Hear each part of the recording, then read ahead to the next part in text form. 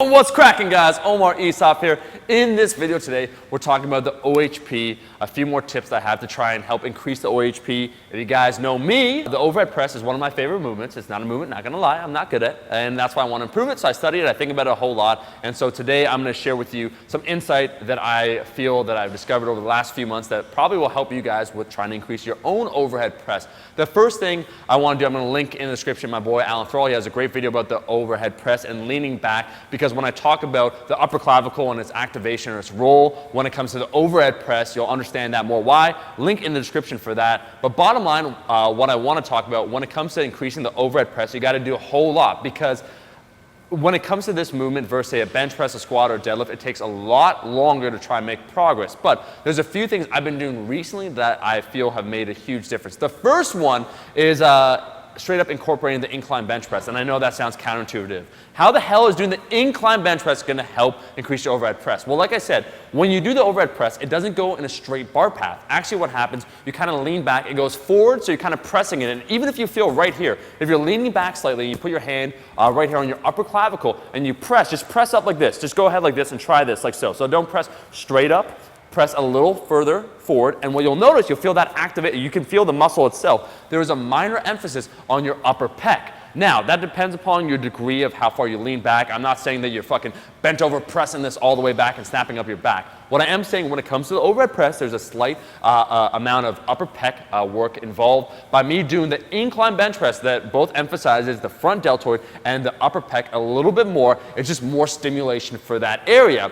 I also will be making a video on the incline bench press and my findings when it comes to the flat bench press. But by me incorporating this a little bit more, what I do find, I have more power from the bottom. Speaking about the bottom, most individuals, where do you struggle when it comes to the overhead press? It's not really the bottom portion here, or maybe the top. It's that mid-range. So you get it here, like kind of you shrug your shoulders up, you press up a little bit, you get that incline bench work going on, and then what happens from here to here, you kind of get stuck, right? What I started incorporating recently, just kind of weightlifting style, is pause reps at the bottom. So every single rep comes to a complete stop. Because what happens when you don't do that, like if you think about touch and go repetitions, the same idea when it comes to the bench press, is that you get that stretch reflex going on, right? So you bring it down and you kind of catapult it up. Some of us, I'm totally guilty of this, guys. If you take a complete pause, like you do in weightlifting before, like individuals do a jerk or a push press or whatnot, you got to build that bottom strength. And if you can get that acceleration from the bottom, you can carry it through the sticking point all the way to the lockout itself. The two other things I want to mention, the first one really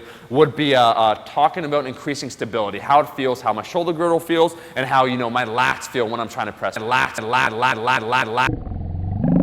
Because once again, you want that stable base to press off of. You want your lats engaged, so when you're pressing, you're not leaning super far back. So by having the lats engaged, it creates that stable base to press off of. So me, I've been doing a whole lot of pull-ups, doing them before the overhead press itself. I just feel like I have that strong, stable base to press off of, and I won't lean far back. I've been making sure I keep, my core braced as possible, as tight as possible. My glutes, the same idea, the quads, all those things, because you want to basically transfer all that force from your body, total body tension, all the way through. And so by having strong lats, it just increases that TBT, total body tension, which for the overhead press is absolutely crucial. If you guys notice, I'm really emphasizing, I'm talking here about bottom position strength when it comes to the overhead press, because that's the hardest portion by far. But by doing a little bit of behind the neck press work, I do find that I am stronger at that bottom point.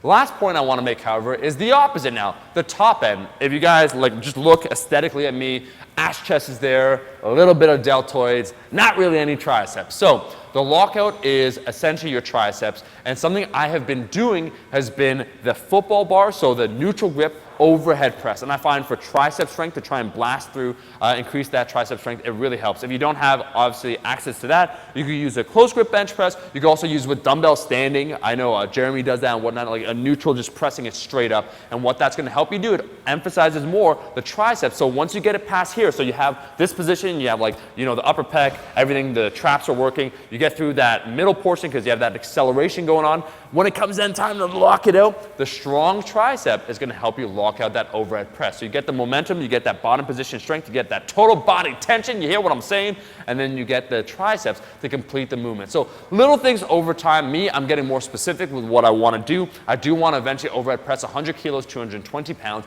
at around 180 pounds. My current best overhead press is 210 pounds at around 180, 182 pounds. these are things I'm thinking about. The overhead press is feeling better. I do think if you do it correctly, they can be very healthy for your shoulders, not even just hypertrophy. I just mean, you know, in terms of how your shoulder feels, how stable it feels, how strong it feels. So I think the overhead press in general, when you increase that, you should notice a good carryover towards your bench press. If you want to increase, you know, the health and safety of your shoulders, I love the overhead press. So it only makes sense to try and get stronger.